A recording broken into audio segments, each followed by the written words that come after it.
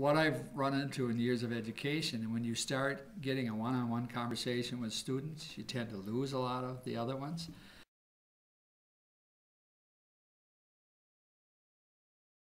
And it was very intense, I want to say, how they dug into the assignment.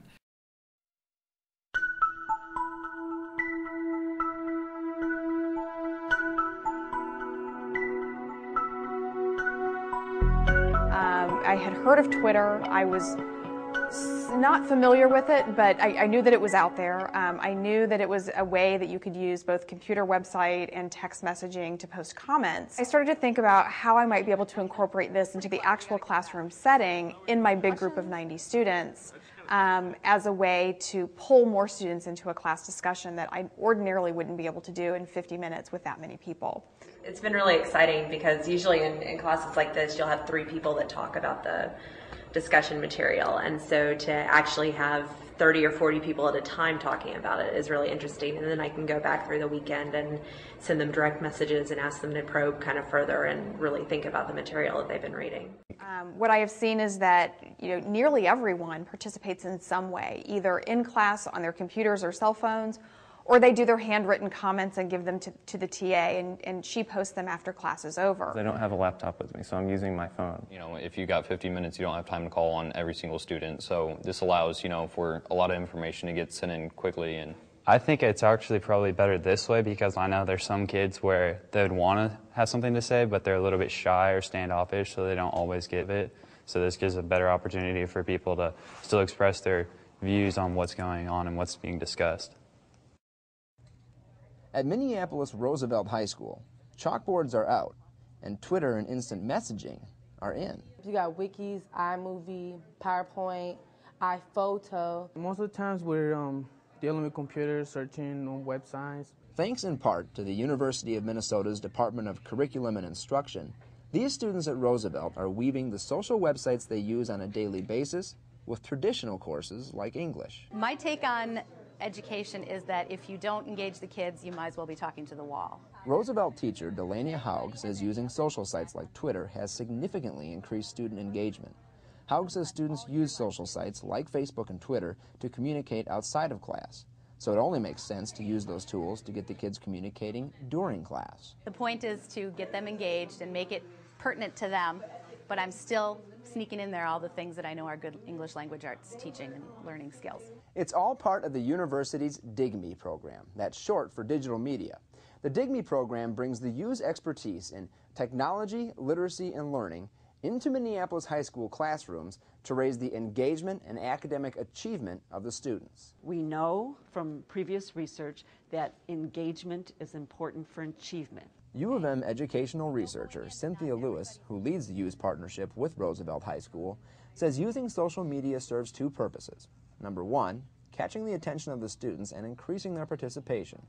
Number 2, preparing them for communicating in tomorrow's new media landscape. We know that digital media engages young people, and because we know that 21st century literacies are all about digital media. And the students love the program. I love this class a lot. It's the best class so far that I have. For the University of Minnesota, I'm Justin Ware. Backchanneling can be a real effective active learning strategy that you can employ in the classroom. And as you can see from these videos we just watched, Twitter is the tool that most people have used. And the reason they use Twitter is because Twitter is really kind of the default or main microblogging platform out there right now. Lots of people are using it, so it's real familiar. But this might not be the appropriate tool for your classroom. For instance, if you're dealing with a subject matter where you want kids to go outside their comfort zone a little bit, you might not want their messages being posted out there anywhere on the internet for anyone to see. Twitter is really kind of a public forum. Well, you can create a private forum for backchanneling in your classroom using a couple tools in the digital backpack here, listed under microblogging. If you go past all these Twitter tools, there's 2 tools here in particular that are designed specifically for education, Edmodo and Tweducate. and they both are very similar, and they both require a teacher to set up an account before students create their own accounts. So you would sign up for an account as a teacher with either of these two tools, either Tweeducate or Edmodo, and then you can create groups. So for instance, in Edmodo, I can create a group. In this case, I can create a Class 1 Goodhue High School, and then I can start typing. And so, let's say,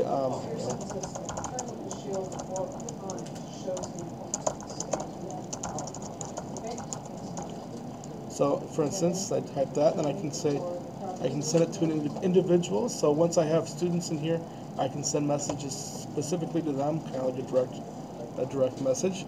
I can send it to Edmodo so that let Edmodo staff or support know, or I could just send it to my class. So you can have class discussions within your class. So down here we have Class 1, and these are the two messages that I posted there. And so that's a good way. It's actually a good way for you to engage students in your classroom who might not otherwise talk, or there may be things that someone needs to say who can't necessarily say it in class when a whole discussion is going on. It basically just increases the engagement factor in your classes.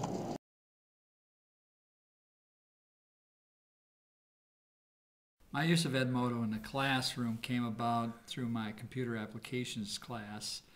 We try a lot of different web-based applications, and one of the articles that I had dealt with my group was the idea of the students today could go without technology, any kind of technology, for 24 hours.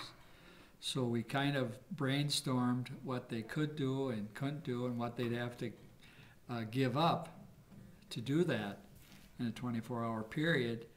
And I had them blog about it. I set up an Edmodo site for my class, and we went through and discussed what life would be like without technology, even though we're using technology to talk about life without technology. But most of them didn't catch on to that.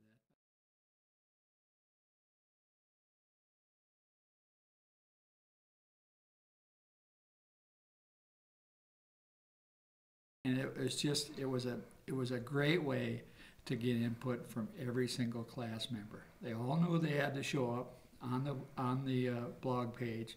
They all knew they had to contribute, and it was interesting to see how different sidebars, different conversations led to this subject from that subject, and then I'd bring them back kind of to the main subject we were dealing with, and it really was a great experience.